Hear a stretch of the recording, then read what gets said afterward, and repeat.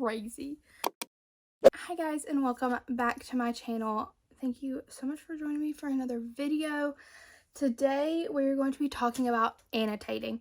Now, I am not a master annotator. My annotations are not super pretty like you see on Pinterest. Some people do insanely beautiful annotations.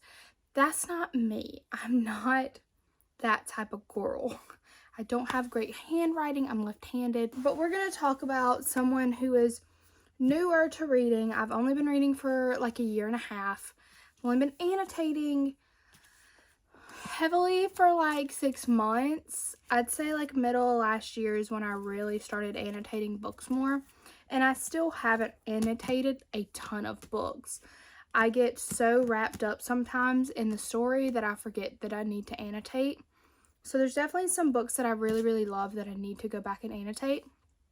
But we're going to kind of start with the beginning of my annotating journey and kind of work our way through. And then I will tell you at the end some products that I love and what I use for annotating. I'm pretty sure that the first book that I fully annotated was the fine print. I say fully annotated, but really I just tabbed it. I didn't write anything in it.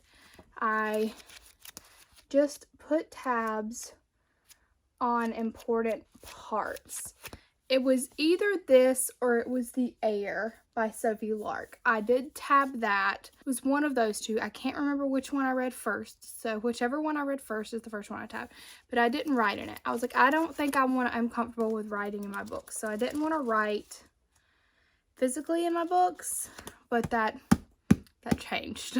So I did tab either this or The Air first. I don't have a rhyme or reason for the colors I use. I know a lot of people do like a key and different colors mean different things, but I feel like that's a lot for my brain to also think about and to have to like go back and look at, okay, what color is this supposed to be?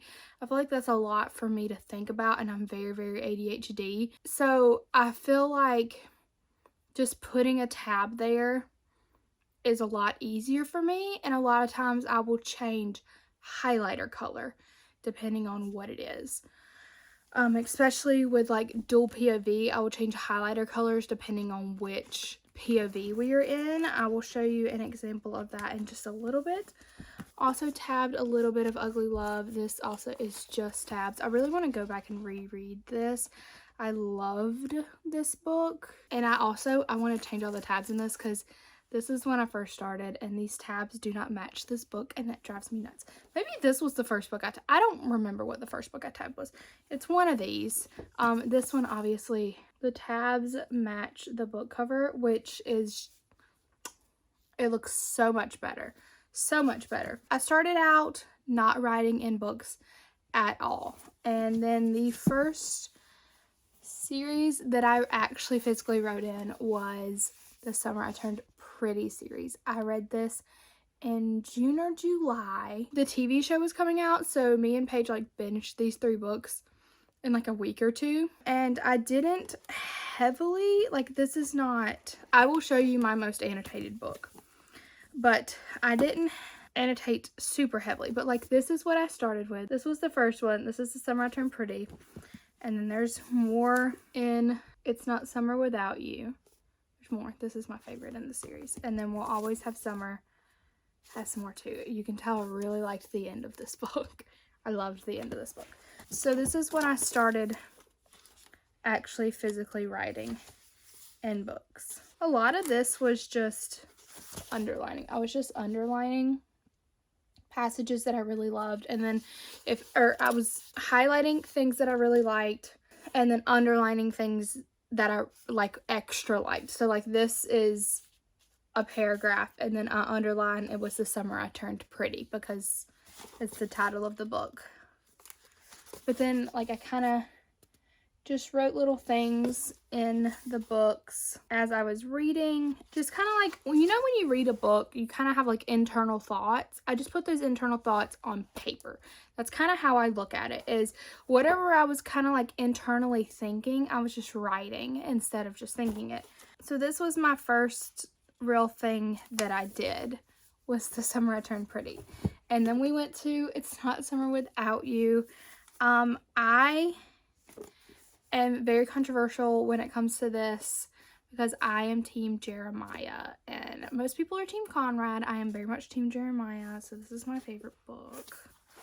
But this book is very emotional, like very emotional. But I think I don't remember what my highlighter colors meant, but I highlighted different things in different colors. I should have made a key because I don't remember. Maybe it was quotes, and I don't know. I should have done a key. Wow, how dumb of me. And I'm very much Team Jeremiah, so sorry. If you are Team Conrad, I understand why you're Team Conrad, but I'm Team Jeremiah. Okay, so this is the first example because this has Belly and Conrad chapters. And my Belly chapters have pink. My Conrad chapters are blue. So this is a Conrad chapter, so it's highlighted in blue, tabbed in blue. I get it. I like Conrad, but I just love Jeremiah. Jeremiah is like my favorite. And then green, did I just run out of pink? Is that what? I'm not real sure. I'm not real sure why I switched to green. I don't think there's any rhyme or reason as to why I do anything. Ever. The end of this book, literally, y'all know. If you've read this, you know. Oh my God. I used to have a tear stain in this book. Was not okay after reading this. Anyway, so there's not really any rhyme or reason. There's no rules to annotating. You can annotate however you want to. How have I been talking for 8 minutes and 30 seconds already? What is happening? There's not any rules to annotating. Do it however you want, however works best for you. Just like anything with reading, tailor it to your needs. But let's go ahead and talk about my most annotated book. Does anybody have any guesses as to what this is? Any guesses? I've shown it quite a few times on this channel. Any guesses? It's After We Collided. Now,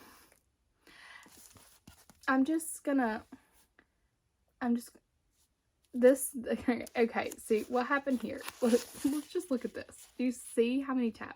This is almost every page of the first, over half of this book. Toward the end of this, I was in a rush to finish, so I didn't annotate. I was trying to finish this entire series before the new movie came out. I did it. So this last little bit, I just need to go back and reread and annotate. I annotated this entire series. I annotated the crap out of After as well. Like, this is, like, between these two, that's a lot of tabs. I didn't annotate After We Fell or After Ever Happy because, same reason, I was in a rush. And annotating does slow down your reading. I didn't highlight in this at all. It's just tabs. After We Collided, on the other hand, I mean, you just want to do a quick run through. I mean, entire pages of this book are highlighted. I got a little highlighter happy sometimes, but it's like, it's crazy. I do have different highlighter colors depending on if it's a Tessa chapter or Harden chapter. I did some where if I was highlighting a lot, I would choose a different highlighter color for something that was very important. It's underlined, it's highlighted, there's comments in the margins. I love this book. This book had me in such, like, I was so emotional throughout, like, it's so much. I was so emotionally invested with these characters and with, I love this book so, like, this book is going to end up, like, being in awful condition because I just want to, like, look at it all the time. I want to reread it. I understand why people hate the After series. It is a very toxic relationship. It is not a good relationship for anyone to be in, but God, the story is so captivating in my opinion. And, like, every time, I know it's not good to, like, cheer for Harden over and over again because he is not good to Tessa. But Tessa's also not good to Harden. So, like, I love this book so much. This whole letter was insane. It was insane. I love this book so much. So yes, I annotated the crap out of these. I really need to go back and actually annotate this. I need to finish annotating this. I need to annotate these. So if there's an after reread this year, just enjoy the ride. Just enjoy the ride. So now that you kind of know the very chaotic way that I annotate, which has no rhyme or reason, let's talk about some of the supplies that I use to annotate. I always have, obviously, tabs. Everybody buys the same kind of tabs on Amazon. They're fairly cheap. They come in a bunch of different colors. Now I take my colors and then I reorganize them into different colors. Like I think this one this one I definitely reorganized into like greens, and it kind of helps because I like keeping things like within the color of the book. I think it just looks so much better. So I do reorganize them when I get them. So these I will leave the link down below. Like I said, if you just look up tabs on Amazon, you're gonna find so many of these highlighters. These are my favorite. They're these Zayer highlighters. I've talked about these before. I love these highlighters. They're light enough to where you can still read the text. They don't bleed awfully. When you highlight, stuff is going to bleed. Unfortunately, usually, it's going to happen. Most book pages are very thin, so it's going to bleed some. But these I've found are some of the best, along with the midliners. These do bleed more than these in my opinion, but these are really, really good highlighters. These are the mild liners by Zebra. I love these. They're great, but these are my go-to for actual annotating. For pens, if you don't want to write in your books and you want to be able to erase it, you can use some pencils. These are from U-Brands. U-Brands is going to be a very common theme in my annotating supplies. I love U-Brands. I use their pens a lot. So you can just use some regular pencils. And then while we're talking about U-Brands, these pens are fantastic. They are just little ballpoint pens. And then we have these that are the like felt tip. The felt tip pens, I love these. These are the best. They're also great for book bullet journaling. So if you can get some stuff that is kind of dual purpose and you want to do both. I'm currently still working on my book bullet journal for 2023. I didn't do too good for a book bullet journal in 2022. But I'm working still on getting mine filled out for 2023. I really should have started sooner, but I am working on it, and hopefully you will see that video sometime next month. So love these pens. And then also if you want to pop a little color, these are the Papermate Ink Joy gel pens. I love these. They have so many colors. These are just some of them. I have so many more colors. I think I have a pack of like 24 of them. But these are also very great.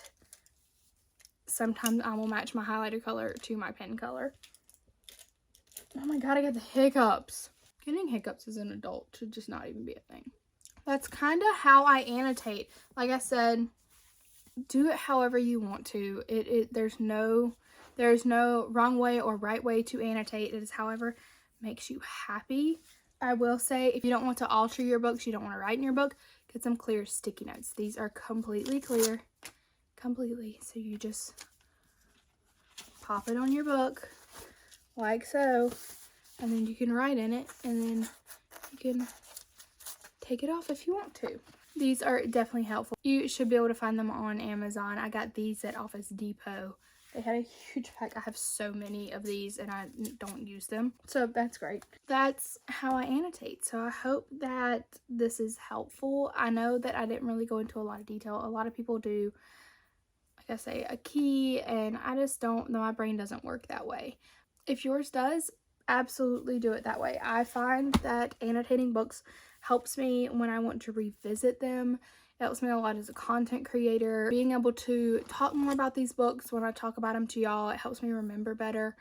It helps me be able to create content on social medias about the books. to be able to flip through and find a quote that I really like. Let me know below if you annotate books or if you're going to start annotating books now. I really appreciate you guys being here and watching all of my videos all the time. Thank you so much for watching. If you are not already, make sure to subscribe down below. I would really appreciate it, and make sure to like this video if you have not already. It really helps me out a lot. Make sure to follow me on all of my social medias down below. I always have them linked. I did want to mention, I put a post, I did a poll on my Instagram, and I did a poll on my YouTube community tab here, asking if you would be interested if I started a Patreon. A Patreon is a like paid monthly service where you would get like exclusive content from me. It would be exclusive content on top of what I already do here on YouTube. You are not going to be missing out. I'm still going to be consistently posting 2 to 3 videos a week. So it is not going to be something that is going to take away what I currently do. It will just be an addition. So there will be like reading sprints and some vlogs, more of just like my daily life kind of stuff. So I would be really interested if you could leave me a comment down below if you would be interested. My YouTube community tab was leaning more toward no. Instagram was very positively yes, so I'm kind of torn as to what to do. Like I said, it would not be like an expensive thing. The main tier would probably be like $3 to $5 a month. It would not be anything crazy, but it would be a way for you to be able to support me and my channel. So yeah, let me know your thoughts down below on that. But thank you so much for watching this video, and I will see you next time. Bye.